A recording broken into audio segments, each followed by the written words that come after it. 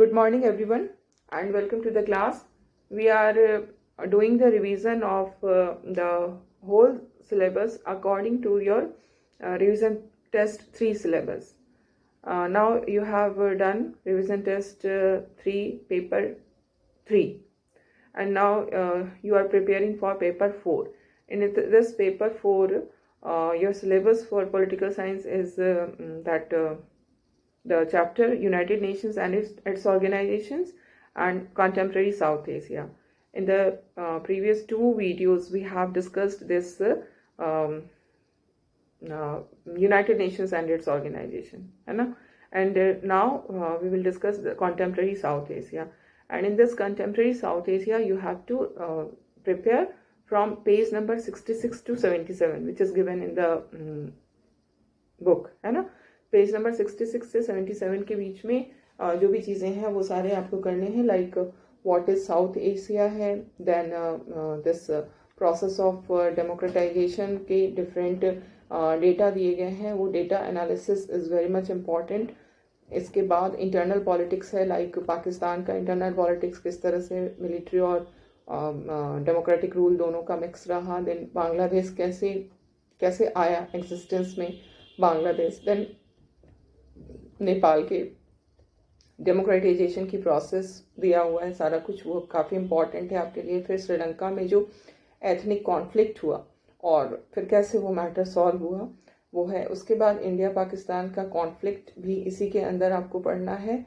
और इसके अलावे जो बाकी चीज़ें हैं लाइक अदर जो नेबर्स हैं, इंडिया बांग्लादेश, इंडिया नेपाल, इनके साथ के रिलेशंस भी आपको पढ़ने हैं. और इसमें एक बहुत ही इम्पॉर्टेंट जो हमारा क्वेश्चन है उसको अभी हम लोग डिस्कस करेंगे, जो कि इन्हीं पेजेस में आता है कि इंडिया का रिलेशन जो है वो ज़्यादातर नेबर्स के साथ अच्छा नहीं है. उसके पीछे क्या रीजंस है, there are some reasons behind it. तो ये सारी चीज़ें आपको इसमें पढ़नी है. ओके, तो पेज नंबर 66 से 77. ओके, अब इसमें जो कुछ चीज़ें हैं जो कि आपके लिए बहुत ही इम्पॉर्टेंट है पढ़ने के लिए, ठीक है. लाइक इसमें हम देखेंगे कि जैसे कि yes, one question is it's a 1 mark question जो कि ऑल इंडिया में 2014 में आया है. Who controls the north eastern parts of Sri Lanka. Okay, the question is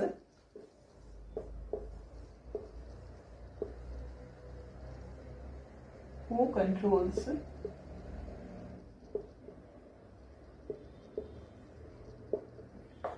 the northeastern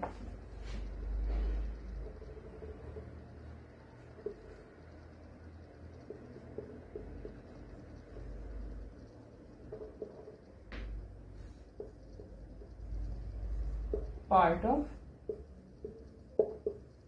Sri Lanka. Sri Lanka के नॉर्थ ईस्टर्न पार्ट को कौन कंट्रोल करता है.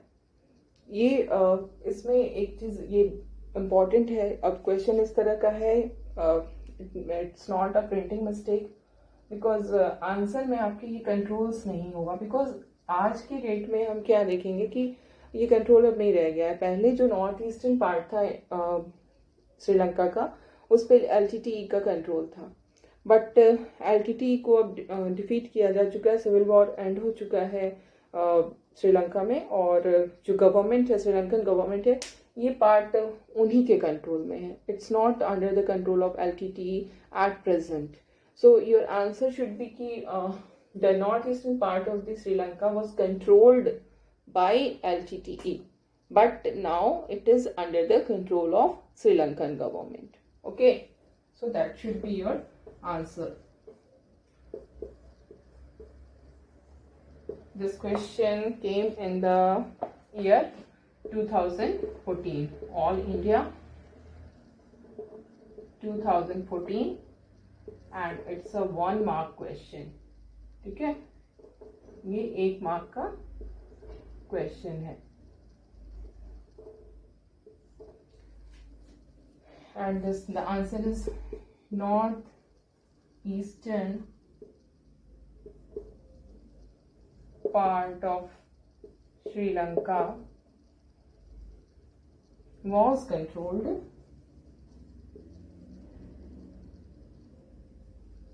by LTTE. You have to write the full form of LTTE, Liberation Tigers of Tamil Eelam. Okay, it should be short form लिखने से नहीं होगा, full form लिखना होगा. But now it is under the control of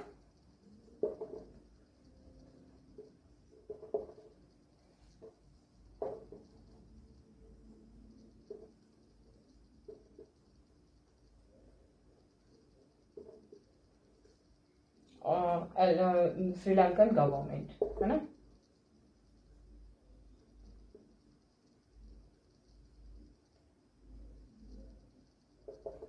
okay, तो इसी तरह से और भी एक नंबर के क्वेश्चंस है like whose mediation resolve the Indus river water dispute between India and Pakistan.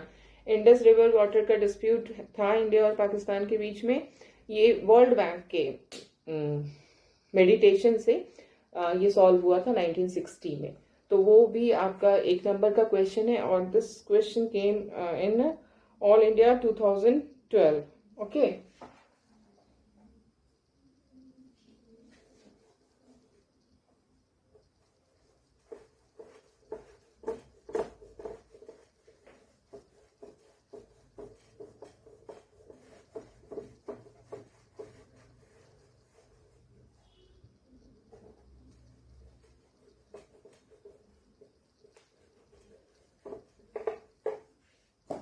the question is whose meditation resolved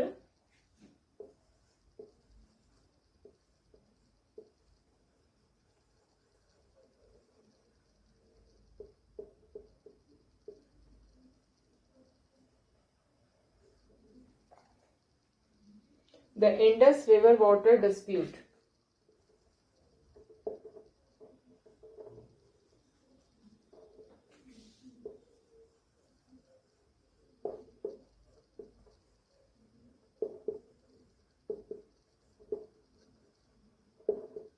Between India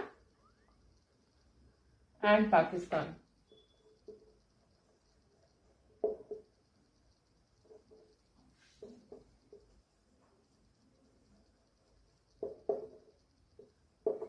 So this is also one more question.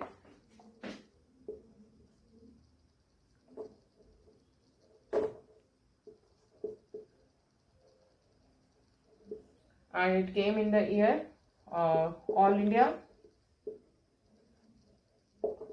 2012 and the answer is World Bank.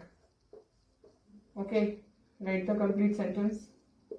World Bank in the year 1960 भी आपको याद रहना चाहिए because question it's not about the year but that may also come, है ना. तो किस year में हुआ था और किसने किया था, ये सब चीज़ें it should be always there in your mind. And now there is a question. Analyze the two political developments of 1940s that led to the decision for the creation of Pakistan. Pakistan के creation के लिए जो कुछ ऐसे developments हुए 1940s में जिसके कारण ही पाकिस्तान बना, तो वो कौन से डेवलपमेंट थे. This question may also be asked under the first chapter of book 2 जो हमने challenges of nation building वाली है, उसमें भी ये क्वेश्चन जा सकता है, इसमें भी ये क्वेश्चन आ सकता है. It is not a matter that the question belongs to which chapter. Okay, क्योंकि दोनों में ही हमको पाकिस्तान के बारे में इमर्जेंस के बारे में देखना है, तो दोनों में ही ये आ सकता है. बट यहाँ जब हम लोग अपने रिवीजन टेस्ट के प्रिपरेशन कर रहे हैं तो उसमें ये चीज़ें मैटर करती हैं. अदरवाइज बोर्ड के एग्जाम के लिए इट डज नॉट मैटर कि the question belongs to which chapter, है ना. तो इसको हम लोग इसी में डिस्कस कर लेंगे कि आखिर 1940s में कौन से ऐसे डेवलपमेंट होते हैं जिसके कारण पाकिस्तान बनता है, क्रिएशन होता है. इसके लिए जो पहला रीज़न था वो तो यही था, टू नेशन थ्योरी जो दिया गया मुस्लिम लीग की तरफ से. That was the most important reason for the creation of Pakistan that came in 1940s only. And the second reason is on 16th August 1946, Direct Action Day was declared by the Muslim League, and from that day, what happened that the riots and the violence started among the Hindu and Muslim communities. और जो 16 अगस्त 1946 से जो दंगे start हुए वो बंद नहीं हो पाए टिल इंडिपेंडेंस, और उसके बाद तो पार्टीशन के बाद तो होता ही रहा. तो ये दो ही मेन रीजन है जिसके कारण पाकिस्तान का क्रिएशन हुआ. So I will be writing the question. Okay,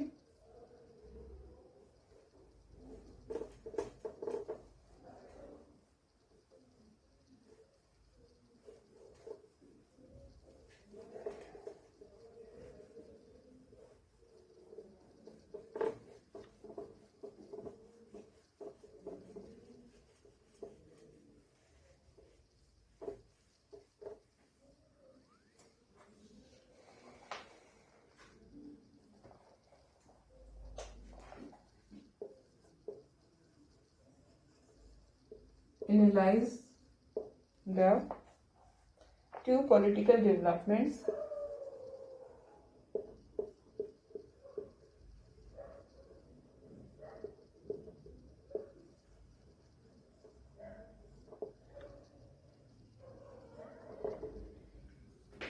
of 1940s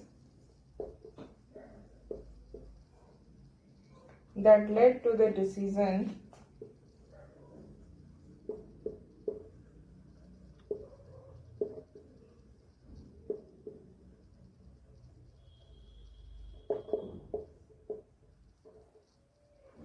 for the creation of Pakistan.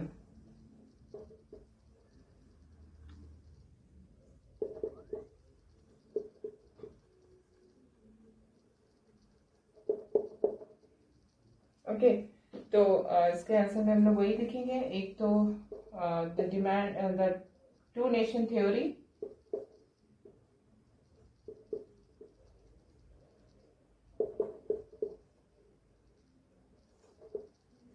of Muslim League,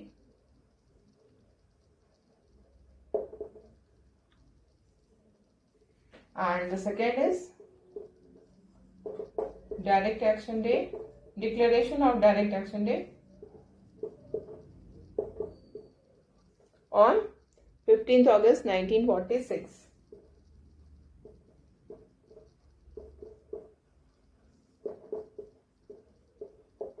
Okay. So this is your answer. Now the next question is this question, the two political development of 1940s that led to the decision for the creation of Pakistan. This question came in the year 2017 All India. और ये कितने mark का question है? ये हमारा 2 marks का question है. ठीक है, ऑलवेज रिमेम्बर जब भी जैसे यहाँ पे 2 पॉलिटिकल डेवलपमेंट पूछ रहा है ना, तो 2 मार्क्स में 2 पॉलिटिकल डेवलपमेंट ही पूछा जाएगा. ठीक है, मोस्टली इसी तरह के क्वेश्चंस होते हैं. और नेक्स्ट है, what were the 2 main consequences of Indo Pakistan conflict of 1971. Okay, 1971 में जो इंडो पाकिस्तान का कॉन्फ्लिक्ट हुआ उसके 2 मेन कॉन्सिक्वेंसेस क्या हैं? तो जो एक बहुत ही इंपॉर्टेंट कॉन्सिक्वेंस तो यही हुआ कि because of this war of Indo Pakistan, Bangladesh emerged as an independent country, है ना. बांग्लादेश एक इंडिपेंडेंट कंट्री के फॉर्म में इमर्ज करता है बिकॉज ऑफ दिस वॉर. दूसरी चीज जो हुई वो ये हुई कि इस वॉर ने इंडिया के इंटरनेशनल पॉलिटिक्स में इंडिया की पोजीशन को काफी इसने बढ़ा दिया, क्योंकि ये जो वॉर हुआ इसमें इंडिया की जीत हुई. 93,000 जो प्रिजनर्स ऑफ वॉर थे उनको इंडिया ने उन्होंने सरेंडर किया. 93,000 जो आर्मी पर्सनल्स थे पाकिस्तान के, उन्होंने इंडिया के सामने सरेंडर किया और इंडिया ने उनको POW बनाया, बाद में छोड़ दिया. बट ये इतने बड़े नंबर में, मतलब 93,000 लोग को POW बनाना इतने बड़े नंबर में सेकेंड वर्ल्ड वॉर के बाद ये पहली बार इतना ज़्यादा लोगों ने आत्मसमर्पण किया, इतने ज़्यादा जो आर्मी पर्सनल्स थे उन्होंने सरेंडर किया और उनको POW बनाया गया। तो इससे इंडिया का जो प्रेस्टीज था इंटरनेशनल पॉलिटिक्स में वो बहुत बढ़ गया। जो 1962 में चाइना के साथ जो वॉर हुआ और उसमें इंडिया की जो डिफीट से जो एक झटका लगा हमें, हमारा जो इंटरनेशनल प्रेस्टीज जो डाउन हुआ था उसको हमने फिर से गेन कर लिया। यही सबसे इम्पॉर्टेंट कॉन्सिक्वेंस होगा। ठीक है, तो the question is what were the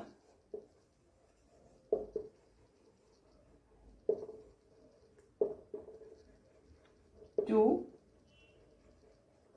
main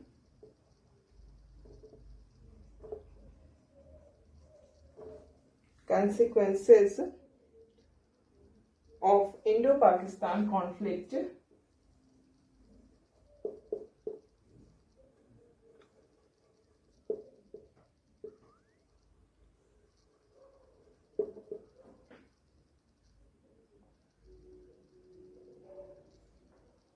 of 1971. ठीक है, this is a 2-mark question and it came in the year 2013.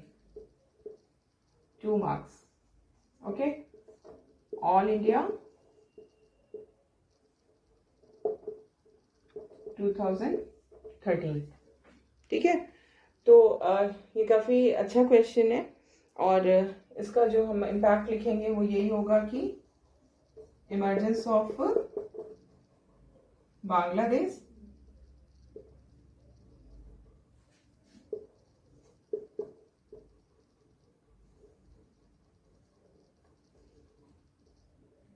और दूसरा क्या होगा, दूसरा हो गया कि इंक्रीज और we can say the international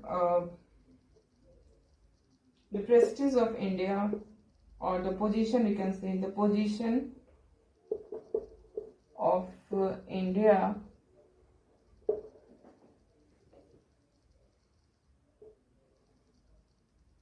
escalated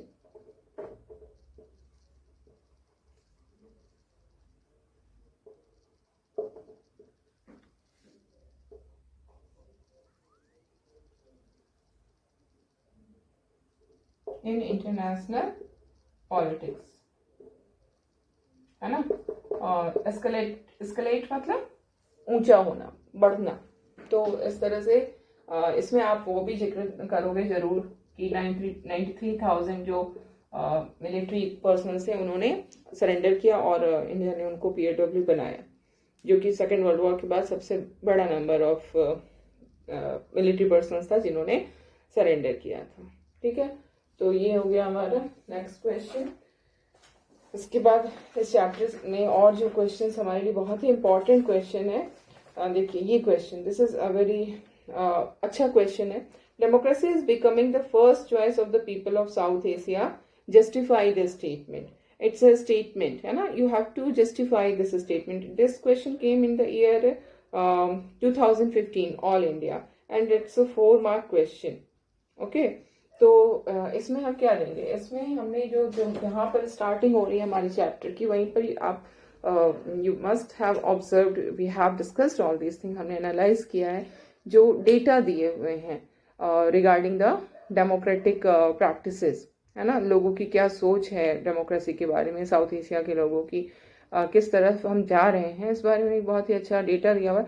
उस डेटा का जो एनालिसिस है that is the answer of your question. ठीक है, कि साउथ एशिया जो है उसमें डेमोक्रेटाइजेशन का जो प्रोसेस है वो स्टार्ट हो चुका है और हम लोग जो है वो डेमोक्रेटिक गवर्नमेंट की तरफ ही हम मूव कर रहे हैं। ठीक है, so the statement is that this democracy is becoming the first choice of the people of South Asia. इसी को आपको जस्टिफाई करना है। तो इसमें data is very important. Data के साथ साथ जो जैसे नेपाल के इवेंट हुए, पाकिस्तान में भी अब हम कह सकते हैं कि पिछले 10 साल से वहाँ पर डेमोक्रेटिक गवर्नमेंट है ना, मिलिट्री रूल नहीं आया है। तो इसलिए उसको भी हम लोग डिस्कस करेंगे। देन इसके अलावा बांग्लादेश में भी after the end of cold war, ये चीज़ें, ये सारी, ये 4 मार्क के, ये 6 मार्क्स में भी आएगा, तो इसमें काफ़ी सारे पॉइंट्स हैं जिसको हम लिख सकते हैं। बट जब आया है तो ये 4 मार्क क्वेश्चन में आया है, 4 मार्क में आया है, तो हम लोग उसी के अकॉर्डिंग इसको देखेंगे।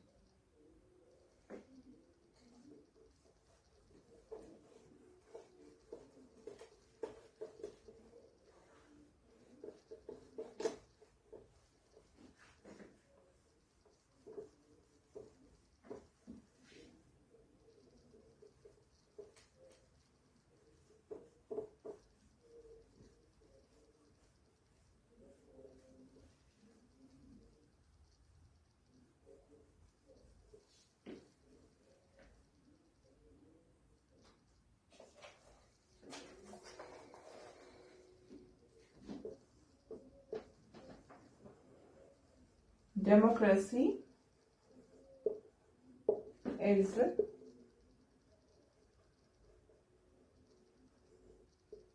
becoming the first choice of the people of South Asia.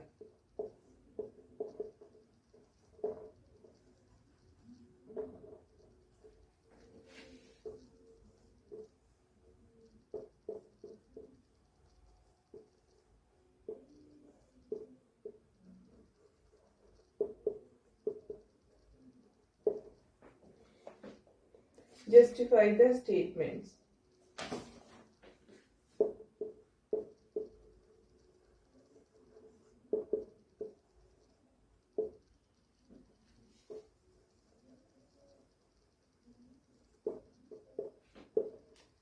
Four marks,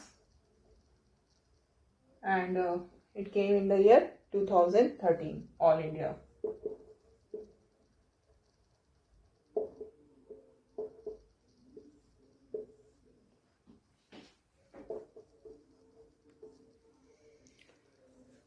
अब इसमें हमारा जो जो डेटा हमें इसमें देना इम्पॉर्टेंट है वो यही है कि अगर हम देखते हैं जो सर्वे हुआ, उस सर्वे में जो रिजल्ट आया वो ये कहता है कि साउथ एशिया के जो लोग हैं उसमें जो 62% of the people says that democracy is preferable. They prefer democracy than any other form of government. कितने लोग? 62%, है ना? So 62% is saying that democracy is preferable.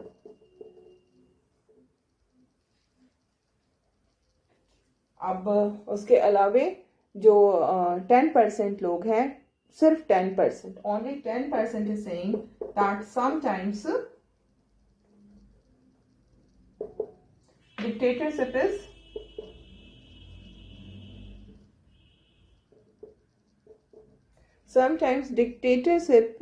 is better. ठीक है, ये कहने वाले लोग कितने हैं? This is important to understand. Only 10% of the people are saying कि dictatorship better है. अब बच के कितने? 28%. So remaining 28% are saying that it does not matter to them, है ना?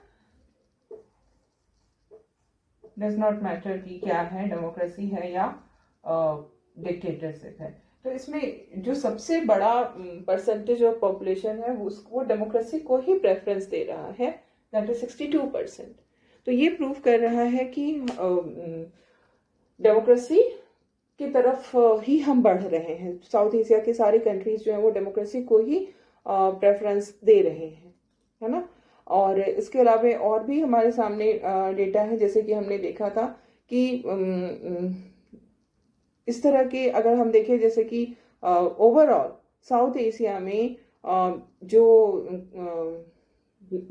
साउथ एशिया के लोग हैं, ओवरऑल साउथ एशिया में 88% of the people are saying that democracy is suitable. ठीक है, उनके लिए डेमोक्रेसी ही सूटेबल है। 88% पूरे साउथ एशिया को अगर हम देखें, और इसमें अगर डिफरेंट कंट्रीज में अगर हम बांट देते हैं, जैसे कि बांग्लादेश में देखते हैं 93% are saying that democracy is suitable, Sri Lanka में 92%, इंडिया में 92%, पाकिस्तान में भी 84% people are saying that democracy is suitable. इसी तरह से नेपाल में 79% है। तो ये दो डेटा जो है वो हमारे सामने जिसको कि हम देंगे।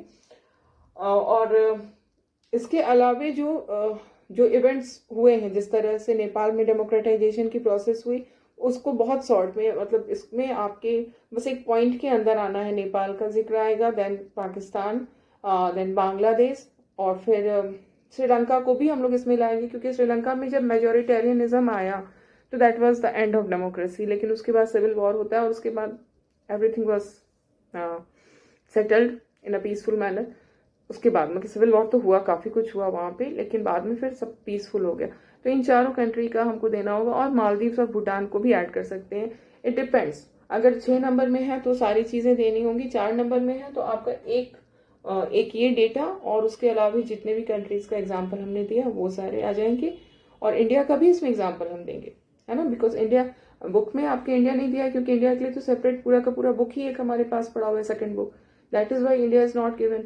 बट यहाँ पर जबकि आपको साउथ एशिया में डेमोक्रेसी के बारे में बताना है कि क्या स्टेटस है डेमोक्रेसी की इन साउथ एशिया, तो इंडिया का जो डेमोक्रेटिक सेटअप इतना सक्सेसफुल रहा है, अगर वो हम नहीं बताएंगे तो हमारा आंसर पूरी तरह से इनकम्प्लीट होगा।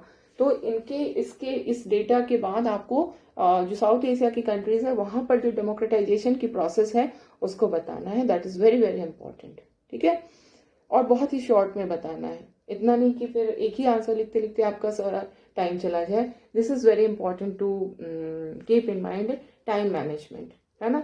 एक तो टाइम मैनेजमेंट, आपको ये जरूर इतना अंदाजा होना चाहिए कि एक क्वेश्चन पे मुझे कितना टाइम देना है, और बैलेंस्ड होना चाहिए आंसर। ऐसा नहीं होना चाहिए कि 2 नंबर के क्वेश्चन में आपने 2 पेज लिख दिया और 6 नंबर के क्वेश्चन को आपने एक ही पेज में सम अप कर दिया because of lack of time. That should not be done.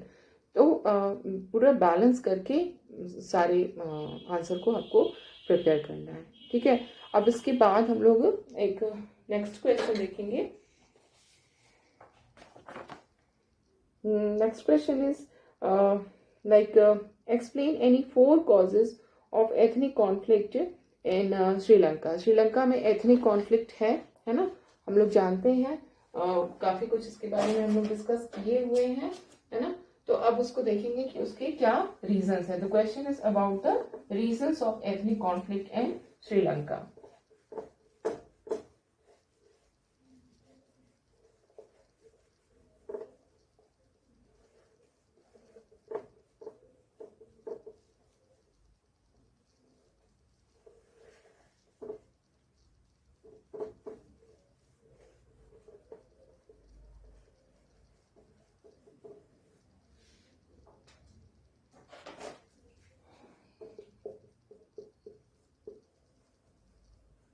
Explain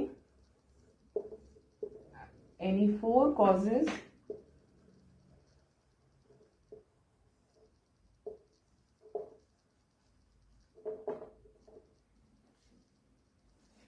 explain any 4 causes of ethnic conflict in Sri Lanka.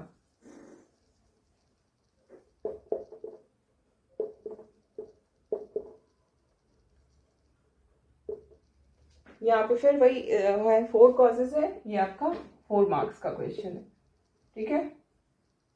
और इसमें ये आया है all India 2014।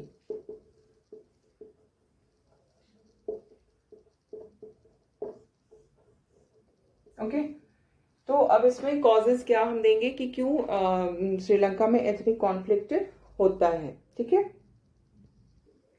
So the causes, what are the causes, क्यों ethnic conflict आते हैं। इसके लिए सबसे पहला तो यही रीज़न है कि वहाँ पर डाइवर्स ग्रुप्स हैं, जैसे कि सिन्हला लैंग्वेज बोलने वाले लोग थे और तमिल लैंग्वेज बोलने वाले लोग थे।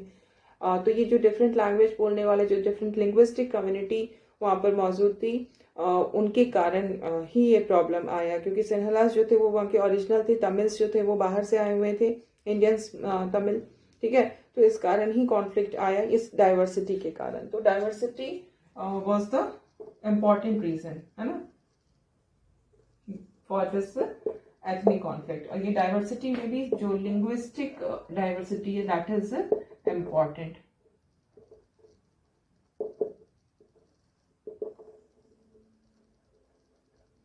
है ना। लिंग्विस्टिक डिफरेंसेस थी जो कि बहुत ही प्रोमिनेंट हो गई ये डिफरेंसेस। देन दूसरी चीज हम देखेंगे, एक तो डाइवर्सिटी है, डाइवर्सिटी होना is not does not become a cause for ethnic conflict if there is feeling of accommodation. So that feeling of accommodation was not there. Lack of feeling of accommodation.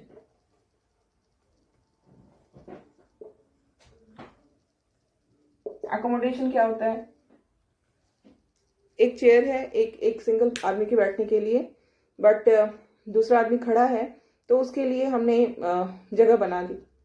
Not chair, just consider एक bench है जिसपे दो लोगों के ही बैठने की जगह है, बट तीसरा आदमी खड़ा है तो ये अच्छा नहीं लग रहा है कि दो लोग खड़े हैं, दो जने बैठे हैं, एक खड़ा है। तो क्या किया गया कि थोड़ी थोड़ी सीट हम लोग किसी तरह से एडजस्ट कर लिए और उसको भी जगह दे दिया बैठने की। This is accommodation.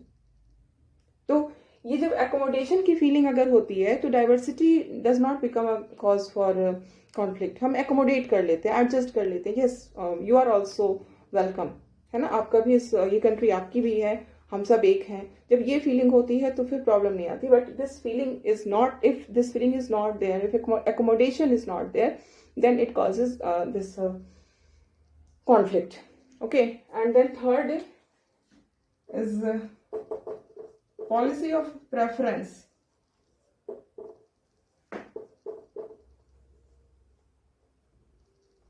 Adopted by the government. Government ने प्रेफरेंस की पॉलिसी को अडॉप्ट किया कि जो सिन्हलास बोलने वाले थे उनको प्रेफरेंस दिया गया। सो बिकॉज ऑफ दैट क्या हुआ कि ये जो एलिनेशन था वो बढ़ गया। एलिनेशन मतलब अलगाव का जो फीलिंग आता है ना वो बढ़ गया। तो ये पॉलिसी ऑफ प्रेफरेंस अपनाया गवर्नमेंट ने। एंड जो तमिल्स थे दे ऑर्गेनाइज्ड देमसेल्फ